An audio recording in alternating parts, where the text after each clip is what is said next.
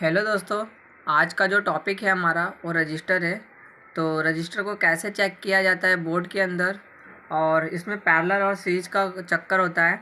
तो सिंपली हम आपको एक उदाहरण बताते हैं कि जैसे वन रजिस्टर है, एक रजिस्टर को दूसरे रजिस्टर से जब हम आपस में जोड़ देंगे, जब एक रजिस्टर को आपस में हम जोड़ देते हैं तो ये जैसे कि इसकी वैल्यू 1 के है और इसकी 2 के है, तो ये बन जाएगा आपका 2 के, मतलब कि 1 kilo ohms plus 1 kilo ohms हो जाता है 2 किलो ओम्स।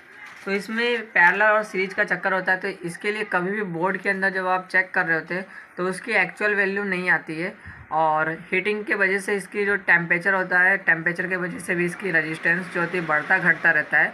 इसके लिए कभी भी हीट बोर्ड में आपको इसके रेजिस्टेंस नहीं चेक करनी है, ना ही आपको बोर्ड के अंदर आप चेक करोगे तो आपकी वैल्यू जो होगी ऊपर नीचे थोड़ा आ सकता है।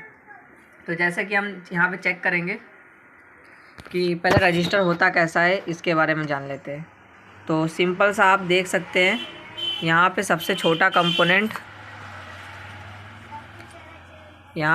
छोटा कंपोनेंट और अगल बगल सिल्वर और बीच में पूरा ही टोटली ब्लैक। यहाँ पे भी आप देख सकते हैं टोटली ब्लैक। तो ये जो कंपोनेंट्स है वो क्या है, हमारे रजिस्टर्स हैं। तो ये रजिस्टर्स को चेक करते हैं हम लोग। पहला इसकी जो यूनिट होती है, हम यहाँ पे मल्टीमीटर को सेट करेंगे ओम्स में। तो यहाँ पे ओम्स पहला होता है, फिर किलो ओम्स होता है, फिर मेगा ओम्स होता है। मतलब 1000 होगा तो आपका ओम्स जो होता है वो किलो ओम्स में बदल जाता है, और जब किलो ओम्स 1000 होता है तब वो क्या हो जाता है, मेगा ओम्स में कन्वर्ट हो जाता है। तो हमें इसकी वैल्यू किलो में ओम्स, किलो ओम्स और मेगा ओम्स में आपको मापना पड़ता है। तो इस तरीके से ही हम इनकी वैल्यूज़ को निकाल सकते हैं। तो कैसे मापते हैं हम उसको आपको बाय प्रैक्टिकल बताते हैं।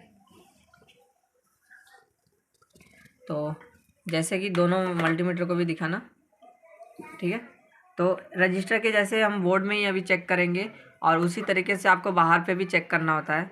तो हम जैसे ही एक रजिस्टर की वैल्यू मापने के लिए एक रजिस्टर से दूसरे रजिस्टर के पॉइंट पे रखते हैं, क्योंकि रजिस्टर में दो पॉइंट होते हैं। तो 59 किलो ओम्स का ये रजिस्टर है आपका। तो इस तरीके से आप क्या कर सकते हो, इसकी गणना कर सकते हो कि ये रजिस्टर की वैल्यू कितनी है, और आप इस तरीके से रजिस्टर का वैल्यू निकाल सकते हो ओम्स रेंज में। यही टॉपिक था जो कि रजिस्टर को समझने के लिए बेहतरीन तरीका है।